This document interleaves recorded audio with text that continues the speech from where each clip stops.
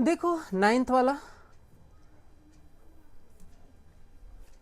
Question देखो, ये कह रहा है कि a mass of 50 gram of certain metal at 150 degrees Celsius is immersed in 100 gram of water at the 11 degrees Celsius. The final temperature 20 degrees Celsius. Calculate the specific heat capacity of the metal. अच्छा, ठीक है, ये है water, ये water है, ठीक है, जिसका जो टेम्परेचर है यानी कि T1 वो हम ले लेते हैं 11 डिग्री सेल्सियस, ठीक है, और वाटर का जो मास है, वो मास कितना है, वो है, मान लेते हैं m1, वो है 100 ग्राम, ठीक है।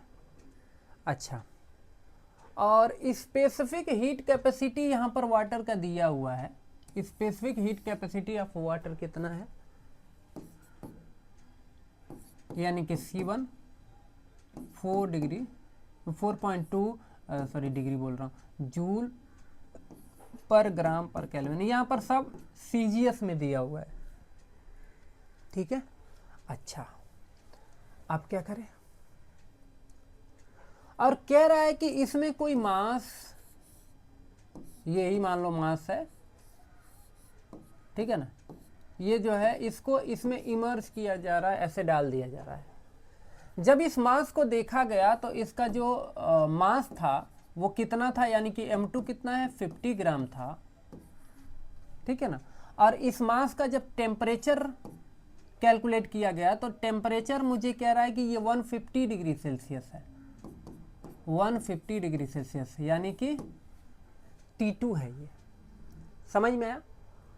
और जब इसमें इसको इमर्ज कर दिया गया ना, तो होता क्या है, the final temperature is 20 degree Celsius. भाई सिंपल सी बात है, जब इस पानी में जाएगा तो इस वाटर का टेम्परेचर थोड़ा सा बढ़ेगा और इसका टेम्परेचर कम होगा, समझ में आया। तो जो फाइनल टेम्परेचर जिसको हम किससे रिप्रेजेंट करते हैं, फाइनल टेम्परेचर को हम रिप्रेजेंट करते हैं T से, वो कितना है, वो है 20 डिग्री सेल्सियस, ठीक है। और इसका स्पेसिफिक हीट कैपेसिटी हमसे पूछा जा रहा है, यानी कि C2 हमसे पूछा जा रहा है कि चलिए बताइए C2 कितना होगा, यही बातें हैं। तो सबसे पहले तो आपको ये डिसाइड करना है जब भी ऐसा क्वेश्चन आएगा कि इसमें हॉट बॉडी कौन है और कोल्ड बॉडी कौन है, समझ में आया। हॉट बॉडी के लिए आप जो है M1 मास के लिए, M1 नहीं M2 का यूज़ करना, मास के लिए M2 का यूज़ करना, ठीक है ना। फिर टेम्परेचर के लिए T2 का यूज़ करना, स्पेसिफिक हीट कैपेसिटी के लिए C2 का यूज करना। और कोल्ड बॉडी जो रहेगा उसके लिए मास के लिए M1 और टेम्परेचर के लिए T1 और स्पेसिफिक हीट कैपेसिटी के लिए C1 का यूज करना।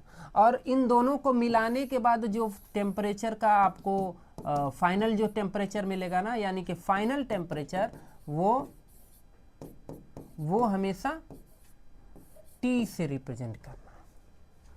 बातें समझ में? अगर ये ऐसा काम आप कर लेते हो तो फिर इस क्वेश्चन में किसी भी टाइप्स का प्रॉब्लम नहीं आने वाला है। तो सिंपल सी बात है, ये वाला हॉट बॉडी है और ये वाला क्या है, कोल्ड बॉडी है। बताइए, ठीक है, ये चीजें ठीक है। अब इसके बाद फिर भैया इसमें फार्मूला क्या लगता है इसको सॉल्व करने के लिए, ठीक है ना। तो देखो इसके लिए फार्मूला होता है M1C1 और यहां पर होता है T1 माइनस T, ठीक है ना, T1 माइनस T, ठीक है, इक्वल्स टू, मुझे लग रहा है गलत लिख रहा हूं क्या, एक सेकेंड, T1 माइनस T, क्यों गलत क्यों लग रहा है मुझे,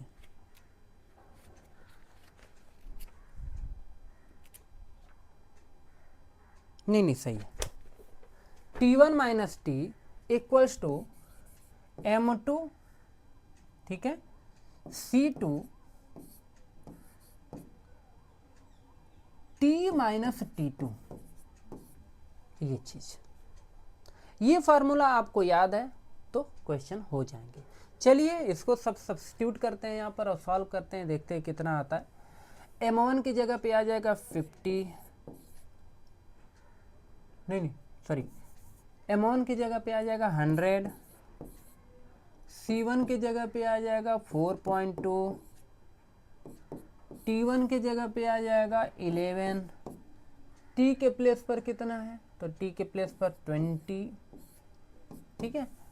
M2 के प्लेस पर आ जाएगा। अच्छा एक चीज़ जान लो आप, इसको भी M1, इसको आप M2, T2, C2 ले सकते हो, कोई फ़र्क नहीं पड़ेगा उससे, ठीक है, उससे कोई फ़र्क नहीं पड़ेगा। बस एक वो मैंने उधर इसलिए बता दिया था ताकि आप लोग जानते रहो कि मतलब किसी एक को हमें M1, C1, T1 लेना पड़ेगा तो किसी एक को M2, C2, T2 लेना पड़ेगा, दोनों बॉडी के लिए अलग अलग।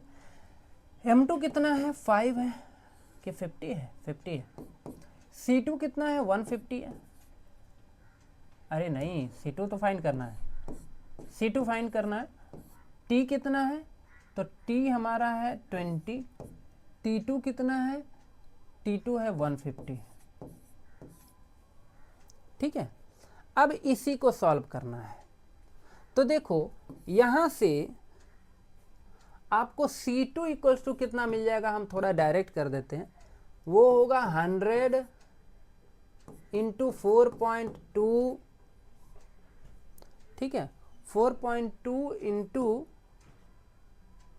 11 माइनस 20,